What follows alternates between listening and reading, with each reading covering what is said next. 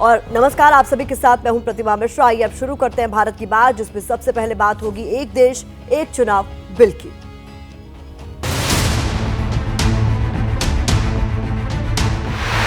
Arjun Ram Meghwal ji. I beg to move for leave to introduce the Constitution 129th Amendment Bill 2024, further to amend the Constitution of India. Bills which have been moved by the Honorable Minister of Law and Justice absolutely assault the basic structure of the Constitution, and therefore this bill needs to be withdrawn immediately. मैं अपनी party की ओर से, अपने नेता आदरणीय अखिलेश यादव जी की ओर से इस बिल का पुरजोर विरोध करता हूं और आपके माध्यम से देश के जनमानस से कहना चाहता हूं, ये भारतीय जनता पार्टी के लोग तानाशाही लाने के नित नए रास्ते लाते हैं। It is not an election reforms. It is just a fulfillment of one gentleman's desire and dream. Nothing more than that. No, it is not permitted. Sir, I rise today on behalf of the Telugu Desam Party to express our unwavering support for the NDA's One Nation, One Election Bill. अगर इनको लगता है कि प्रधानमंत्री मोदी जी पर के प्रचार से ये भारत के चुनाव को छीनेंगे, तो हम ये चोरी नहीं होने देंगे और हम बिल का विरोध करते हैं। इस बिल को जेपीसी में भेजा जाए। This bill will finish off regional parties. This bill is only brought in to massage the ego of the supreme leader. We'll be happy to support as long as it comes to a joint parliamentary committee. प्रधानमंत्री जी ने स्वयं मनसा व्यक्त करी थी कि इसको JPC को देना चाहिए। जो निर्णय लेता है सदा देश हित की खातिर जग में, साहस से करता दूर सदा जो भी बाता आती जग में, अपना सर्वस्व लगाकर भी अपना कर्तव्य निभाता है। जो नेता दूरदर्शी होता है वही इतिहास बनाता है। आज इतिहास बनाने का अवसर आया है, मैं जेपीसी में भेजने का भी प्रस्ताव करता हूँ। तो आज सबसे पहले बात एक देश एक चुनाव यानी वन नेशन वन इलेक्शन की कर लेते हैं। 18वीं लोकसभा में शीतकालीन सत्र के 17वें दिन एक देश एक चुनाव बिल लोकसभा में पेश कर दिया गया। केंद्रीय कानून मंत्री अर्जुन राम मेघवाल ने 129वां संविधान संशोधन बिल लोकसभा के पटल पर रखा। मेघवाल ने केंद्र शासित प्रदेशों से जुड़े 3 कानूनों में संशोधन का बिल भी पेश किया। बिल पेश होने के बाद सांसदों को इस पर बोलने का मौका दिया गया। कई पार्टियों की आपत्ति के बाद बिल को दोबारा पेश करने को लेकर इलेक्ट्रॉनिक वोटिंग हुई। पहली बार नए संसद भवन में इलेक्ट्रॉनिक वोटिंग करवाई गई। वोटिंग के दौरान बिल के पक्ष में 269 और विपक्ष में 198 वोट पड़े। अब आपको बता दें कि बिल को विचार के लिए जेपीसी यानी ज्वाइंट पार्लियामेंट्री कमेटी के पास भेजा जाएगा। कानून मंत्री ने खुद कहा है कि वो इसके लिए जेपीसी का प्रस्ताव करेंगे। अगले 1 से 2 दिन में लोकसभा स्पीकर जेपीसी की घोषणा करेंगे। कई दलों की तरफ से इसे जेपीसी में भेजे जाने की सिफारिश की गई है। One nation one election bill को लेकर आपके मन में कई तरह के सवाल होंगे। आज भारत की बात में हम इन्हीं सवालों का जवाब आपको देने जा रहे हैं।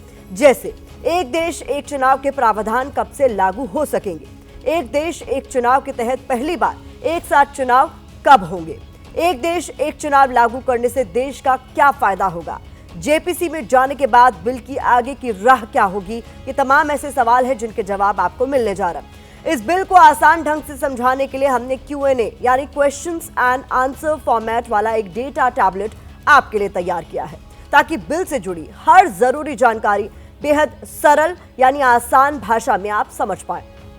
पहला सवाल है कि एक देश एक चुनाव कब लागू होगा। इसका जवाब यह है कि 2029 लोकसभा चुनाव के बाद ही इसके लागू होने की संभावना है। दूसरा सवाल यह है कि एक देश एक चुनाव के तहत पहला चुनाव कब हो सकता है। तो आपको बता दें कि 2034 से पूरे देश में एक साथ चुनाव होने की संभावना है। एक सवाल यह है कि 2034 में एक साथ कितने चुनाव की संभावना है। तो इसका जवाब यह है कि लोकसभा के अलावा 28 राज्यों और 3 केंद्र शासित प्रदेशों की विधानसभा का चुनाव 2034 में करवाया जा सकता है। एक जरूरी सवाल यह भी है कि अगर केंद्र में सरकार समय से पहले गिर जाए तो क्या होगा। अगर ऐसे हालात बने तो बाकी कार्यकाल के लिए सिर्फ लोकसभा का चुनाव करवाया जाएगा। आपके मन में ये सवाल भी होगा कि अगर किसी राज्य में सरकार तय समय से पहले गिर जाए तो क्या होगा। तो आपको बता दें कि बचे हुए कार्यकाल के लिए उस राज्य में विधानसभा का चुनाव होगा।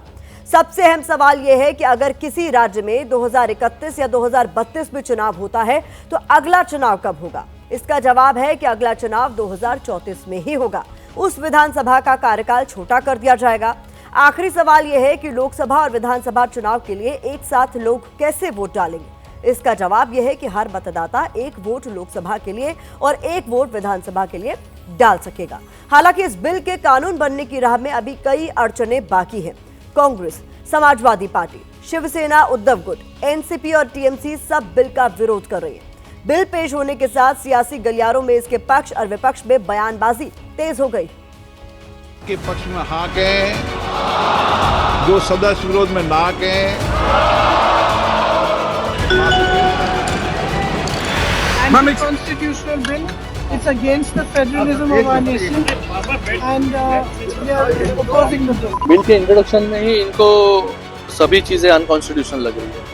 इन्होंने जो चीजें अनकॉन्स्टिट्यूशनल उनके समय में की वो भूल गए। बीजेपी इस देश के संविधान की धज्जियां उड़ाना चाहती है और देश में तानाशाही लाना चाहती है। चुनाव खत्म करेंगे ये लोग। मोदी जी या भाजपा ही हमेशा इस देश के शासन में रहे, ऐसी व्यवस्था लेके आएंगे। वन नेशन वन इलेक्शन की बात कर रहे हैं, इनका वो मुद्दा नहीं है। One nation no election. देश में लोकतांत्रिक व्यवस्था खत्म करना ये लोग चाहते हैं। अब मोदी जी जो करना चाह रहे हैं साइमल्टेनियस इलेक्शंस, ये संविधान विरोधी है। पर 1971 तक जब नेहरू जी, सरदार लाल बहादुर शास्त्री जी और इंदिरा जी के नेतृत्व में साइमल्टेनियस इलेक्शंस होता था, तब सब संविधान के प्रकार होता था। राजनीतिक बयानबाजी के बीच अब तक एक देश एक चुनाव से जुड़ी बेसिक जानकारी हमने आपको दी, लेकिन वन नेशन वन इलेक्शन को लागू करने के कई तकनीकी पहलू भी हैं। जैसे बिल के प्रावधानों को लागू करने की प्रक्रिया क्या होगी, इस पर राष्ट्रपति की भूमिका क्या होगी, इसको समझाने के लिए हमने एक रिपोर्ट तैयार की है। आप ये रिपोर्ट देखिए। हमारी गारंटी है कि ये रिपोर्ट इस विषय पर आपकी जानकारी को विस्तार देगी। जो सदस्य इसके पक्ष में हाँ कहें, जो सदस्य विरोध में ना कहें।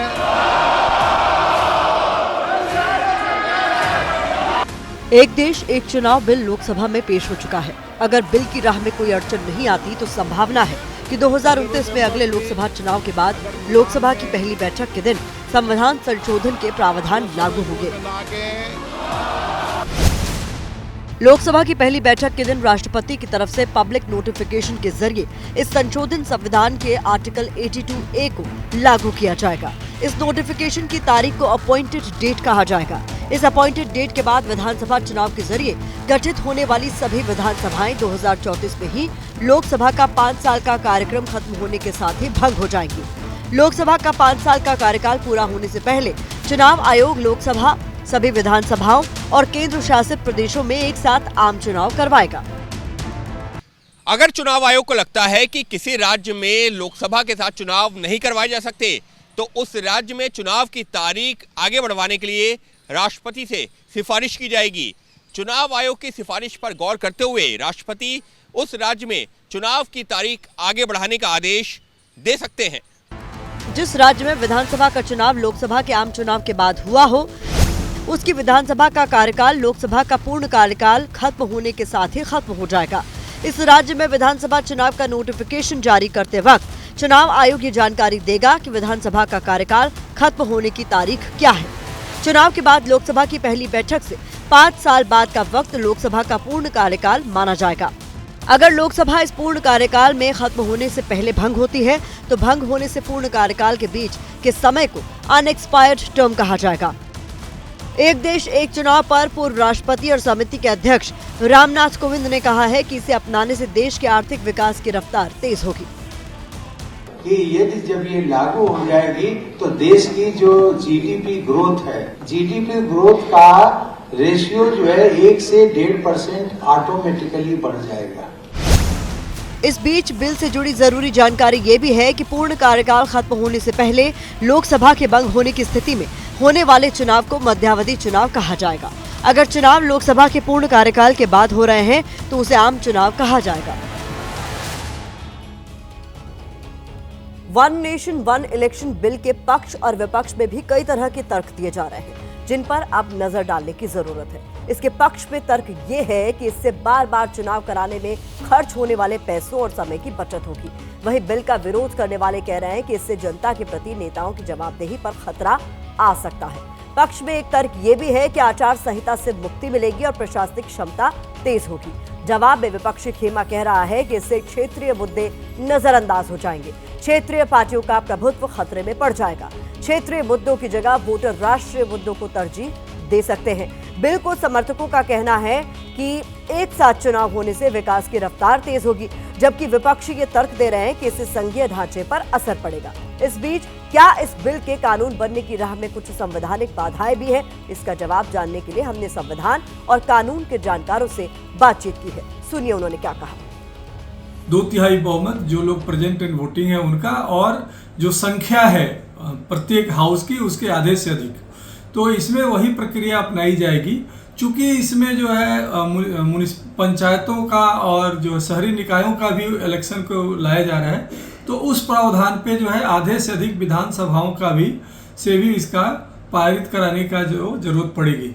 और मुझे लगता है कि चूंकि एक राष्ट्रीय इसमें जो है कंसेंसस बन रहा है, तो ये संविधान संशोधन पास हो जाएगा, इसमें कोई दिक्कत नहीं आती हुई दिख रही है। अब उस सवाल का जवाब जिसका जिक्र हमने कुछ ही देर पहले किया था, बिल को अगर जेपीसी में भेज दिया गया तो उसके बाद क्या होगा? जेपीसी में अलग अलग राजनीतिक दलों के प्रतिनिधि बिल पर चर्चा करेंगे। बिल पर विस्तार से चर्चा में लंबा वक्त लग सकता है। जेपीसी में चर्चा के बाद बिल को दोबारा सदन में लाया जाएगा, जिसके बाद सदन में बिल पर दोबारा बहस होगी। इस बीच आज बिल पर वोटिंग का जो आंकड़ा सामने आया, उसको लेकर विपक्ष ने सवाल उठा दिया। कांग्रेस सांसद मणिकम टैगोर ने पोस्ट कर दावा किया कि सरकार के पास बिल पास कराने के लिए 2/3 बहुमत नहीं है। इसके पक्ष में उन्होंने सदन में हुई वोटिंग के कुछ आंकड़े रखे। दरअसल लोकसभा में सांसदों की कुल संख्या 542 है। एक सीट टीएमसी सांसद के निधन से खाली हो गई है। यहाँ इस विधेयक के पास कराने के लिए कम से कम 361 सांसदों यानी 2/3 का समर्थन जरूरी है। हालांकि वोटिंग के दौरान लोकसभा में उपस्थित सांसदों के आधार पर संख्या में परिवर्तन हो सकता है। एनडीए के पास 293 सांसद हैं, जबकि इंडिया के पास 233, जबकि 16 अन्य के पास। ऐसे में लोकसभा से बिल को पास कराने के लिए विपक्ष को भी भरोसे में लेने की जरूरत होगी। दूसरी तरफ अगर राज्यसभा की बात करें तो यहाँ कुल 231 सांसद हैं। बिल पास कराने के लिए जरूरी 2/3 बहुमत 154 होता है। यहाँ भी मतदान के लिए मौजूद सांसदों के आधार पर संख्या में परिवर्तन हो सकता है। एनडीए के पास 119 और इंडिया के पास 84 सांसद हैं, जबकि अन्य 28 हैं। यहाँ भी बिना विपक्ष को साथ लिए बिल को पास करा पाना आसान नहीं होगा। अब मणिकम टैगोर कह रहे हैं कि सरकार बिल पास नहीं करवा पाएगी, तो केंद्रीय मंत्री एसपी सिंह बघेल ने कहा है कि सब नियमों से हो जाएगा। आज सरकार का 2/3 नहीं है इनसाइड हाउस में, और सिर्फ सिंपल मेजॉरिटी था। जेपीसी में जाएगा, जेपीसी में रिपोर्ट बनाएगा, वापस आ जाएगा। जब इस पर बहस होने के बाद जब ये बिल का रूप लेगा, तब संविधान संशोधन में जितनी आवश्यकता होती है वो पूरी हो जाएगी। इस बीच हमें ये जानकारी भी मिली है कि आज 20 से ज्यादा बीजेपी के सांसद लोकसभा से गैर हाजिर रहे। व्हिप जारी होने के बाद भी ये सदन में उपस्थित नहीं हुए। अब बीजेपी इनसे जवाब तलब करेगी।